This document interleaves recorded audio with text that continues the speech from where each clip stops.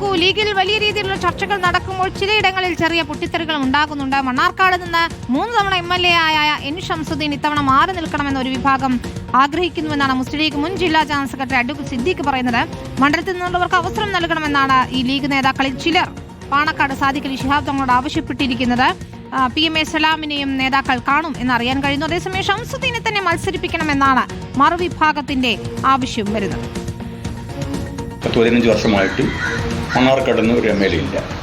ഒരു പ്രതിസന്ധി ഘട്ടത്തിൽ നേതൃത്വം മണ്ണാർക്കാട്ടേക്ക് പുറത്തുനിന്ന് ഒരു പ്രതിനിധിയെ പറഞ്ഞയക്കുകയും അത് 15 വർഷമായി ഈ പ്രദേശത്തെ മുസ്ലിം ലീഗിൻ്റെ പ്രവർത്തകർ നെഞ്ചിലേറ്റി എല്ലാ പിന്തുണ നൽകി അവർ വിജയിപ്പിക്കുകയും ചെയ്തിട്ടുണ്ട്. അപ്പോൾ ഇനി അദ്ദേഹത്തോടുള്ള എതിർപ്പ് കൊണ്ടോ വിയോജിപ്പ് കൊണ്ടോ അല്ല, മണ്ണാർക്കാട് നിന്നും പ്രാദേശികമായ ഒരാൾക്ക് ഒരു അവസരം കൊടുക്കണം എന്നൊരു അഭിപ്രായം പാർട്ടിക്കകത്തുണ്ട്.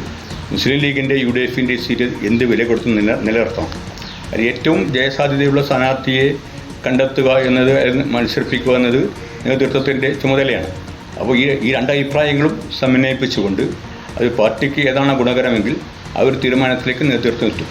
മഹാനായ പാണക്കാട് സാദിഖ് അലി തങ്ങൾ ഒരു പ്രഖ്യാപനം നടത്തി കഴിഞ്ഞാൽ ആ സ്ഥാനാർത്ഥിയെ എല്ലാ മുസ്ലിം ലീഗരും അംഗീകരിക്കും.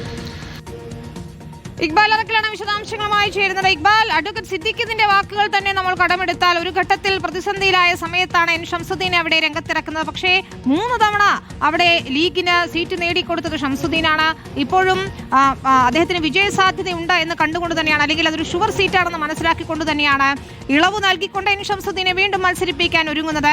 അത്തരത്തിലുള്ള വാർത്തകളൊക്കെ നമ്മൾ തന്നെ റിപ്പോർട്ട് ചെയ്തതാണ് N ഷംസുദ്ദീന് ഇളവ് നൽകുമെന്നത്. ഇത് പ്രാദേശികമായ ചില എതിർപ്പുകൾ എന്ന് മാത്രം നമ്മൾ കരുതണമല്ലേ? കാരണം UDFനെ സംബന്ധിച്ചിടത്തോളം ഓരോ സീറ്റും വിലപ്പെട്ടതാണ്.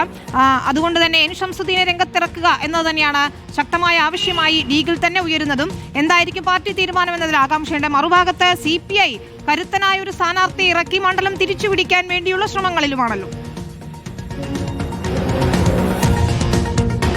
വിനീത, തീർച്ചയായും ഒരു എതിർപ്പ് എന്നുള്ളതെല്ലാം പൂർണ്ണമായി പറയാൻ കഴിയില്ല. അവിടെ ഒരു വിജയസാധ്യതയുള്ള മണ്ഡലമാണ് മണ്ണാർക്കാട് ലീഗിനെ സംബന്ധിച്ചിടത്തോളം. അതുകൊണ്ട് തന്നെ മണ്ഡലത്തിൽ നിന്നുള്ള ഒരാളെ പരിഗണിക്കണം ആ മണ്ഡലത്തിൽ എന്നുള്ളതാണ് ഇപ്പോൾ മുസ്ലിം ലീഗ് നേതാക്കൾ, മണ്ണാർക്കാട് നിന്നുള്ള മുസ്ലിം ലീഗ് നേതാക്കൾ ഇപ്പോൾ സംസ്ഥാന നേതൃത്വത്തോട് ആവശ്യപ്പെട്ടിട്ടുള്ളത്.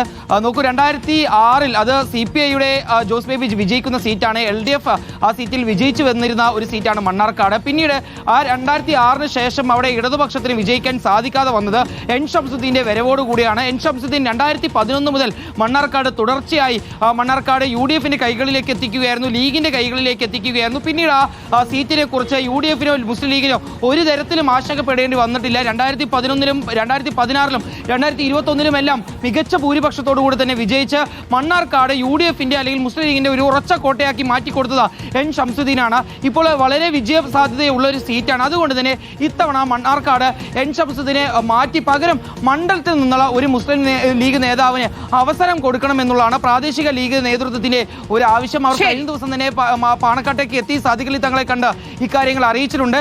നേതൃത്വത്തിന് എന്താണ് അനുയോജ്യമായിട്ടുള്ള ഒരു കാര്യമെന്ന് തോന്നുന്നത് അത് നേതൃത്വം സ്വീകരിക്കുമ്പോൾ തങ്ങൾ എല്ലാവരും അതിനോട് യോജിച്ച് നിൽക്കും. മണ്ഡലത്തിൽ നിന്നുള്ള ഒരാളെ പരിഗണിക്കണം എന്നുള്ളതാണ് ഇവർ ഉയർത്തിയുള്ള ആവശ്യം. എന്നാൽ മറ്റൊരു വിഭാഗം നമുക്ക് കാത്തിരുന്ന് കാണാം. ലീഗ് അധ്യക്ഷന് മുന്നിൽ ഏതായാലും പരാതിയുമായി എത്തുന്നു ഇവർ എന്നാണ് മനസ്സിലാക്കാൻ സാധിക്കുന്നത്. പക്ഷേ വിജയ സാധ്യത പരിഗണിച്ചുകൊണ്ടുള്ള ഒരു തീരുമാനത്തിലേക്കായിരിക്കും എത്തുക എന്നാണ് നമുക്ക് ഈ ഘട്ടത്തിലും മനസ്സിലാക്കാൻ സാധിക്കുന്നത്.